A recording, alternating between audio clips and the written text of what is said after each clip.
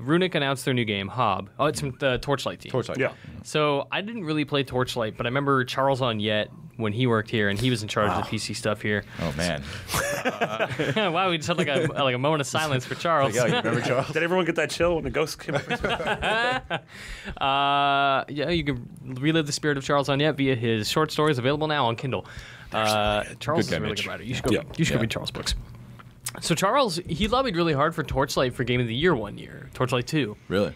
And I didn't know anything about it, and he sat us down at his computer, and he's like, all right, here's how it works, here's what it is, here's why it's great.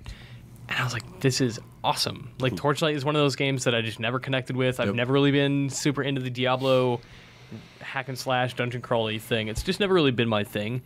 So that Runic's new game, Hob, doesn't look like that at all. Like, it looks like they're like, hey, what if we made a game that looked like Torchlight but was made for Marty? Yeah, totally. Is really exciting, and we're going to see it at PAX. Yeah, I'm super excited. Yeah, it sort of gives off that eco sort of vibe of characters exploring an environment and not really engaging in combat. Yeah. Kind of thing. That's when I watch a trailer for a game like that, my first thought is Marty. Yep. Marty. It's a Marty game. Yeah. Yeah, like the what was the what's the PS4 game that got announced and is never coming out? Rhyme? Oh, yeah. Yeah. Poor Rhyme. Yeah. God, I hope Rhyme comes out. Yeah, Hob looks God, the screenshots they released are incredible looking. Yeah, I'm disappointed that we didn't get to see much gameplay, but I'm relieved that we're going to get to play it in a week, which is nice. But the trailer, like, it has, similar to Paladins, it has that combination of, like, here's some weird technology and steampunk futuristic stuff combined with old fantasy magic. Yeah, it's weird. The art is very nice and colorful, but everything's like outlined with black lines and looks like its own separate thing. Yeah. And Really? even though it's all like cell shading kind of stuff, or yeah, maybe not quite that thick, but the world, even though it looks so like beautiful and colorful and light, it like moves mechanically and like rearranges with like machinery sounds. I have no clue what's going on. It's very strange. Yeah, Yeah. it's a bizarre game, and I mean, we're going to get to play it. We'll come back and report on that. But I don't know, like, did Torchlight ever do anything for you? Like, what did you ever want anything like this from this dev? I mean, I liked Torchlight a lot as an alternative to Diablo. I think the art style, the sort of cartoony fantasy, sort of steampunkish, from what I remember, was really interesting. I'm curious to see how they take that. Like, I almost wonder if like they were going to do Torchlight 3 and then Diablo actually came out and now they're like actually irrelevant. Yeah. Torchlight is an amazing game, but you can't outspend Blizzard. compete? yeah, like Yeah. in a world with Diablo, what do you even do? How do you compete with that? Yeah. And like Diablo 3 wasn't amazing at launch, but like they've supported that game super well, and now it's really good. Diablo 3 is now the game that it probably should have been at launch. Yeah. I always like when a developer sort of gets seemingly outside of its comfort zone, because they could have very easily just done another game that was another Torchlight or another game that was very much like, oh, okay, these are the Torchlight guys. Yeah, and like the way they talk about it, like I wrote down their like big description here. It's very philosophical in terms of like how they talk about the world, and their website has like very philosophical discussions about what the universe is and stuff like that. And then it says Hobbs is presented without text or dialogue. Narrative is revealed as players explore and interact with their unfamiliar surroundings and the strange life forms that inhabit it. Can we talk about the most important thing though? Yeah. It quote, featuring smooth controller gameplay. Ooh, smooth controller gameplay. Controller gameplay? Yeah. I'm so tired of all this rugged controller gameplay, y'all. Yeah.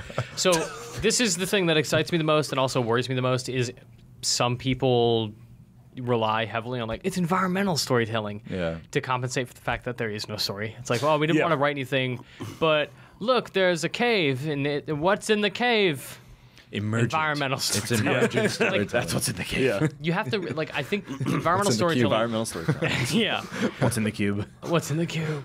The best kind of environmental storytelling is obviously like developers like Valve are really good at it. Yeah. They communicate both, text, dialogue, whatever. They have people talking to you, but you can also infer a lot about the universe via what's in the universe. Left 4 Dead was especially good with this. Portal, Half-Life has some of it, but there's a lot more to Half-Life than environmental storytelling. This does not mean write crap on your walls in blood. Yeah.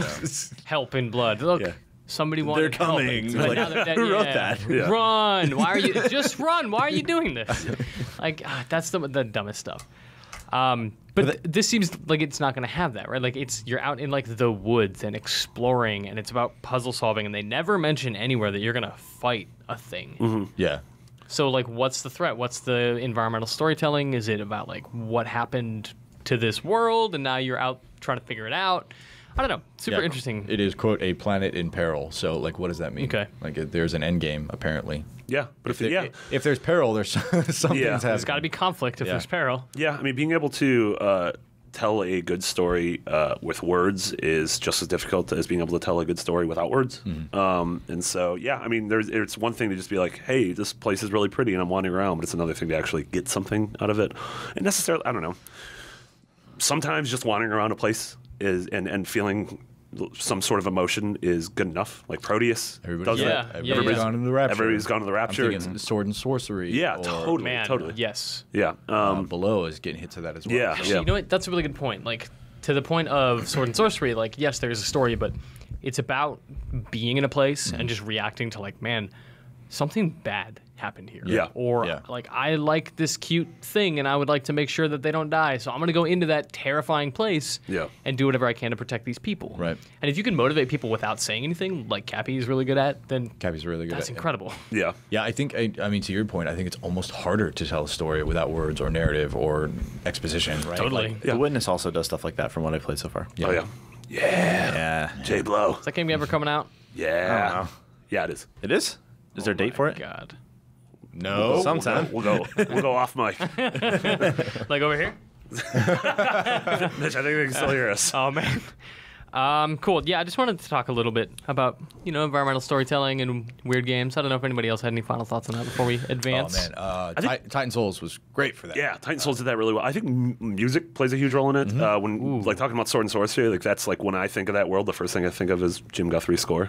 Totally. And so that, I mean, if you're going to try to tell a wordless story, then that like you better be able to invoke emotion using music. I think emotion, right? Like emotion is super powerful as far as telling stories without words or text. I think you can even have an interesting world without necessarily having a story or environmental storytelling. Like Fez was really good at just being a really amazing place.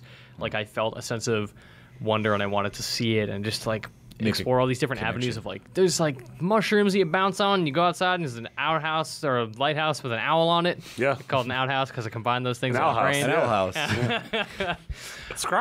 And even though there's That's what not owls sound like. Yeah. I don't think I've ever met an owl before. They go, who? what does a moose sound like? And a cow? It's like I have face blindness, but it's animal sound blindness. The cow goes. You're that one girl from Hannibal and just can't see anything. Jesus.